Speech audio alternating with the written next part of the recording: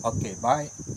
Bahan seterusnya yang kita masukkan dalam susu kolesterol kambing wangkul, kita menggunakan susu kambing lah.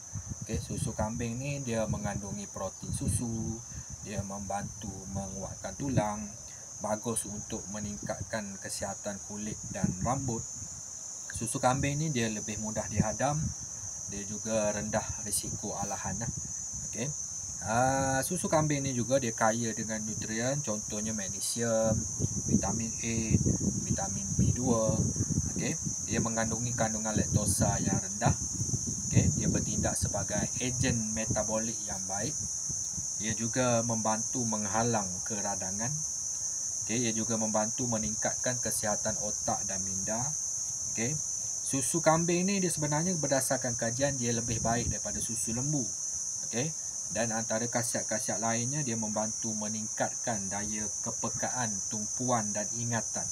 Ia juga membantu menurunkan paras kolesterol.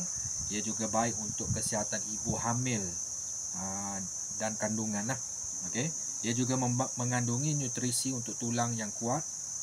Okey, ia juga bagus untuk membantu melancarkan aktiviti pencernaan. Okey. Ia juga membantu meningkatkan sistem imun sebagai rintangan tubuh melawan penyakit. Okay, ia juga membantu mencegah anemia, iaitu sejenis penyakit di mana sel darah merah tu kurang dalam darah. Okay, ia juga baik untuk kesihatan otak, baik untuk kesihatan jantung, baik untuk kesihatan kulit.